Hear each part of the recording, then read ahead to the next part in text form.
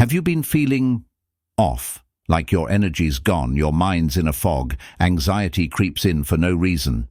But every test says you're fine, no fever, no diagnosis, no answers. So let me ask you something most people are afraid to face. What if it's not your health being attacked, but your protection being broken? Yes, protection. Because in this unseen world, not every wound is visible, not every harm leaves a bruise, and not every enemy throws stones. Sometimes it's the people who hugged you, smiled at you, liked your post, and whispered behind your back. Welcome to the reality of sihr, witchcraft, the evil eye and envy. And the scariest part, you don't see it coming. You only notice when things inside start to break. Peace vanishes, sleep disappears, relationships fall apart, everything just feels wrong. But here's the good news. Islam never left you defenseless. The Prophet Muhammad gave us 7 shields, spiritual protections that no spell, no envy, and no darkness can penetrate. This might be the most important video you watch today, or ever. Don't skip it. Don't save it for later, because protection only works before the damage. Let's begin. Protection 1. You keep exposing yourself without realizing it. It's the era of oversharing. You got engaged? Post. Landed a dream job? Post. Bought a new car? Glowing up? Traveling the world? Post, post, post. But then suddenly, you fall sick. You feel drained, anxious, confused. No one harmed you. You opened the door. The Prophet said, seek help in fulfilling your needs by keeping them secret, for every possessor of a blessing is envied. Not every evil eye needs a candle or a spell. Sometimes it just needs a scroll, a screen, a heart full of jealousy watching your highlight reel. They don't follow you, they monitor you, not clapping for you, but silently cursing you. That's why your first protection is silence. Not everything sacred needs to be shared. Sometimes protection starts with privacy. Protection 2, you leave your house without your shield. You grab your keys, your phone, spray perfume, perfect outfit. But what about your spiritual armor? The Prophet said, whoever says, Bismillah, tawakkaltu ala Allah, la hawla wa la quwwata illa billah. It will be said to him, you are protected, guided, and Shaytan will stay away from you. But how many of us say this before we step out? You lock your doors but leave your soul exposed. Recite your adhkar, whisper your protection, because evil doesn't ask permission, it just enters when you're distracted.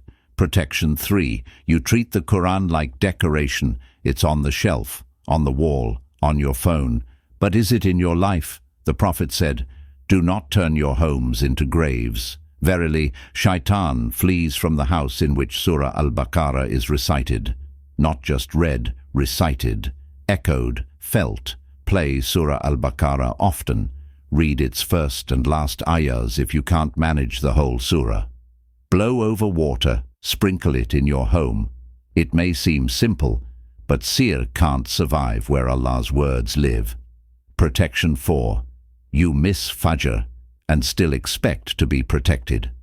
Let's be real. We never miss our 8 a.m. class, our office shift, our Zoom call.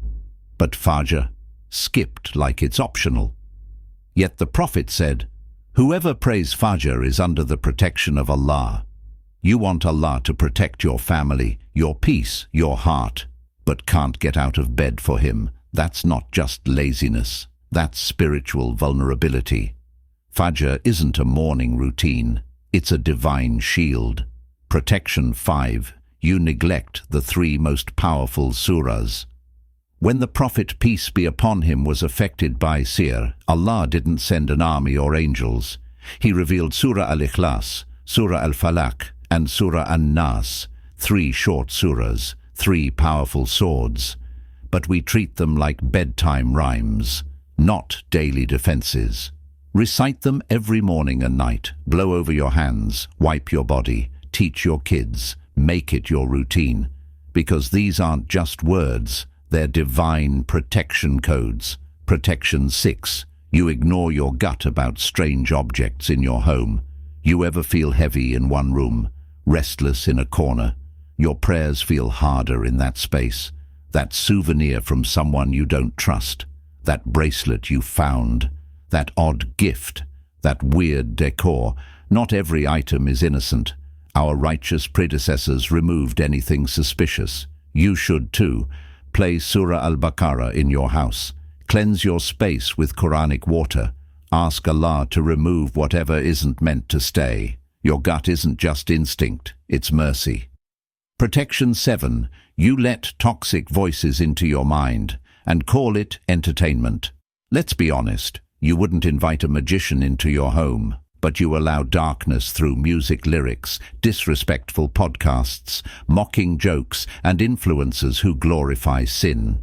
Sihr doesn't always come in spells. Sometimes it comes in reels. Words are powerful. The Qur'an is words. Du'as are words. So don't underestimate the content you consume.